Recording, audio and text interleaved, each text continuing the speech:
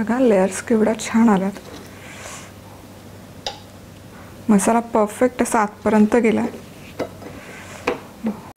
अहो ऐकलत का, मधुराज रेसिपीला सबस्क्राईब करताना घंटी पण वाजवा, म्हणजे जेव्हा माझ्या रेसिपीज ऑनलाईन येतील तेव्हा तुमच्या फोनची ही घंटी वाजेल. टिंग टिंग. नमस्कार, मी मधुरा. मधुराज रेसिपी मराठीमध्ये तुम्हा सर्वांचं खूप खूप खूप मनापासून स्वागत. आज आपण मस्त चमचमीत असा मसाला पराठा कसा बनवायचा ते बघूयात. बऱ्याचदा असं होतं की सकाळी आपण उशिरा उठतो किंवा नाश्ता तोच खायचा कंटाळा येतो, तर ही झटपट अशी रेसिपी आहे. फार काही मेहनत नाही, एफर्ट्स नाही. जे काही साहित्य अवेलेबल असतं, सकाळी तुम्ही कणिक मळलेली असते त्यामध्ये पण हा पराठा होतो व्यवस्थित. तर इथे 2 कप मी गव्हाचं पीठ घेतलं आहे, कणिक घेतली आहे. यामध्ये मीठ घालूयात, चवीपुरतं पाणी घालायचं आणि जसं आपण चपाती बनवण्यासाठी कणिक मळतो तशीच मळून घ्यायची.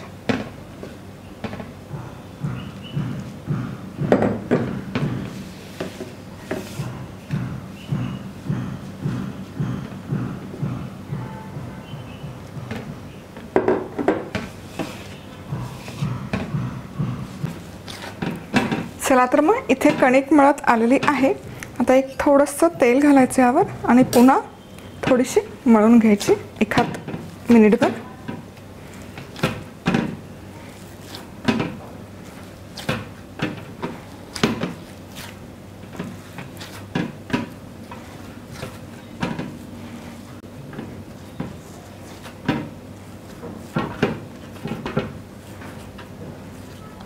तर इथे ही कणिक मळून झालेली आहे. एका बाउलमध्ये काढून घ्यायची. थोडंसं थेंबर तेल घालायचं बरं, म्हणजे ती ड्राय नाही होणार. आता झाकण ठेवायचं आणि एक 15 ते 20 मिनिट आपण ही रेस्ट करूयात. तर इथे जवळपास एक अर्धा तास हे कणिक मी बाजूला ठेवली होती. व्यवस्थित आता ही झाली आहे, छान मऊ पण झाली आहे. आता थोडंसं तेल घेते आणि पुन्हा एकदा ही एकसारखी करून घेऊयात.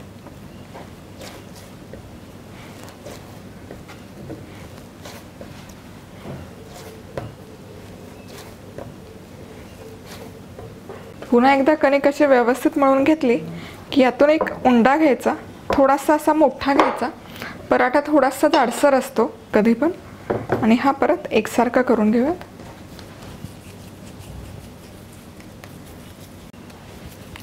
व्यवस्थित असा एकसारखा करून घेतला की सुकं गव्हाचं पीठ घ्यायचं आणि आपण साधारण पोळी लाटतो तसंच गोल लाटून घ्यायचं.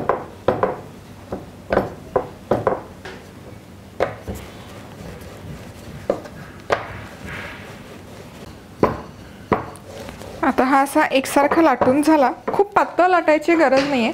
पातळ लाटलं तर हवे तसे लेयर सुटत नाहीत. तर यावर तेल स्प्रेड करायचं.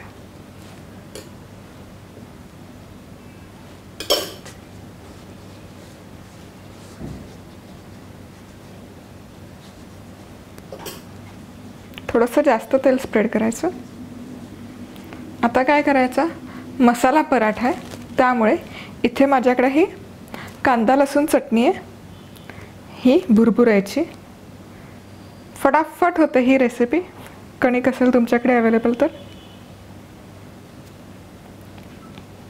मसाला पराठा आहे त्यामुळे थोडीशी जास्त घातली तरी हरकत नाही. लाल तिखट, मीठ थोडंसं, मसाल्याचे फ्लेवर बॅलन्स होईपर्यंत इतके, आणि थोडीशी कोथिंबीर बारीक चिरलेली. कोथिंबीर थोडीशी आपण अशी प्रेस करूयात म्हणजे ते सुटणार नाही. आता काय करायचं, आता आपण जसा फॅन करतो, कागदाचा फॅन बनवतो, तसे याला लेयर्स करून घ्यायचे या पद्धतीने.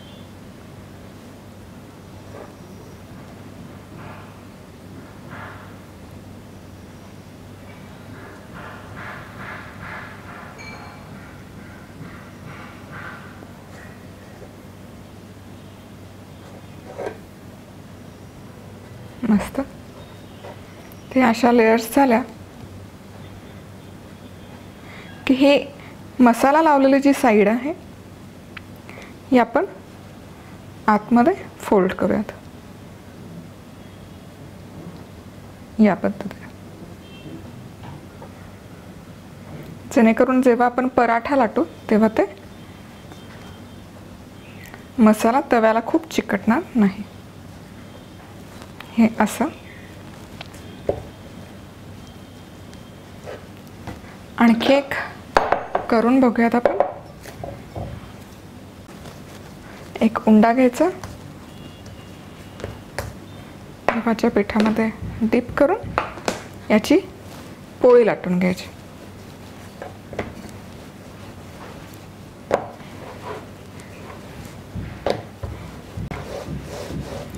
बऱ्यापैकी मोठा लाटून झाला की तेल स्प्रेड करून घ्यायचं.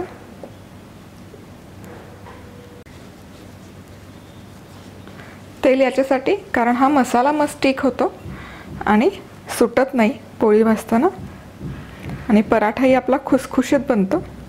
कांदा लसूण चटणी, कांदा लसूण चटणी नसेल तर मग काळा मसाला वापरला तरी चालेल, किंवा तुमच्याकडे कुठलाही जो ठेवणीतला मसाला वापरतात, जसं की सावजी मसाला आहे, वराडी मसाला आहे, मालवणी मसाला आहे, ते पण चालेल. लाल तिखट, मीठ आणि बारीक चिरलेली कोथिंबीर.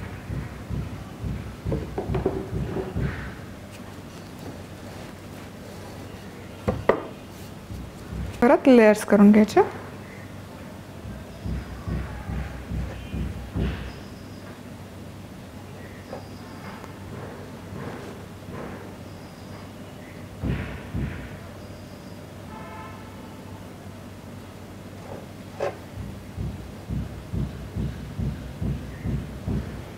मसाला लावलेली बाजू आत,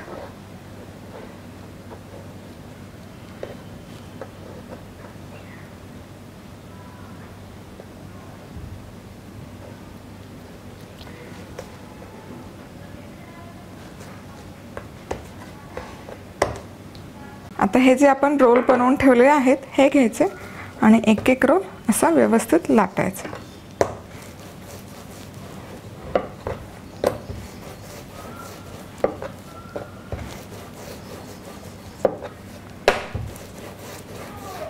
मसाला किती सुंदर दिसतो बघा लेयर्स मध्ये.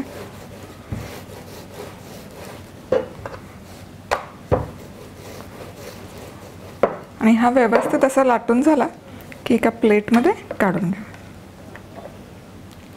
मी जनरली सगळे पराठे असे रोल करून ठेवते, एकदम लाटून घेते आणि एकाच वेळेस सगळे भाजते पण.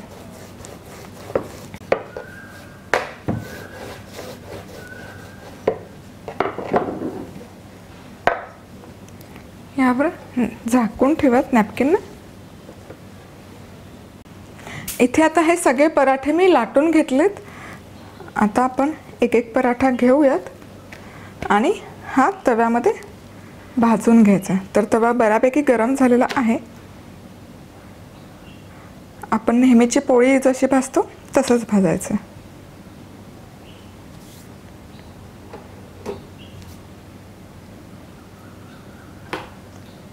साधारण एक 3 ते 4 मिनिट एक साईड भाजून झाली की पलटी करूयात. आहा मस्त. आणि दुसऱ्या बाजूने पण 2 ते 3 मिनिट भाजून घ्यायचं. मस्त खरपूस असा भाजायचा हा पराठा, म्हणजे त्याला लेयर्स खूप छान सुटतात. तुम्ही बघू शकाल ऑलरेडी याला लेयर्स सुटायला सुरुवात झालेली आहे. थोडंसं तेल एका बाजूला स्प्रिंकल करते.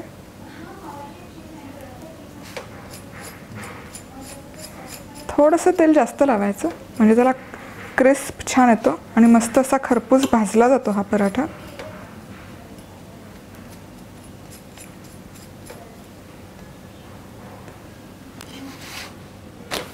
आहा जबरदस्त. मस्त असा दोन्ही बाजूने खरपूस भाजून घ्यायचा.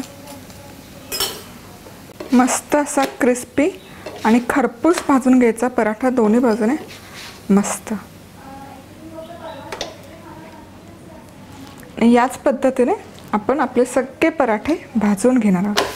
पराठा भाजून झाला की काय करायचं, असा थोडासा क्रंच करून घ्यायचा असं सगळ्या बाजूने, म्हणजे त्याचे जे लेयर्स आहेत ते मस्त सुटतात. तुम्ही बघू शकाल केवढे मस्त लेयर्स आलेत. पुढचा पराठा पण भाजून झाला. हे असं सगळ्या बाजूने ओपन अप करून घ्यायचं. बघा लेयर्स केवढा छान आल्यात. मसाला परफेक्ट असा आतपर्यंत गेला. पराठा बनवून तयार आहे. तुम्ही बघू शकता लेयर्स खूप छान सुटतात या पराठ्याला. आणि मसाला बघू शकता आतपर्यंत एकूण एक लेयरला मसाला स्प्रेड झालेला आहे. आहा, मस्त खरपूस भाजायचा. तेल थोडं जास्त वापरायचं. खूप छान लागतो असाच खायला. चटणी वगैरे अजिबात वापरायची गरज नाही आहे. असाच गरम गरम तव्यावरून काढायचा आणि खुसखुशीत कुरकुरीत असताना खायचा. ब्रेकफास्ट करायचा कंटाळा आला, काहीतरी चमचमीत खावंसं वाटलं, नक्की बनवून बघा. सबस्क्राईब केलं नसेल तर सबस्क्राईब जरूर करा. त्याचबरोबर सबस्क्राईब करताना बेल आयकॉनही क्लिक करा. तर आज वेळात वेळ काढून तुम्ही ही रेसिपी पाहिल्याबद्दल तुम्हा सर्वांचे खूप खूप खूप मनापासून धन्यवाद. पुन्हा भेटूयात अशाच एका छानशा रेसिपीवर. तोपर्यंत मस्त राहा, खुश राहा, आनंदी राहा आणि सगळ्यात महत्त्वाचं खात राहा.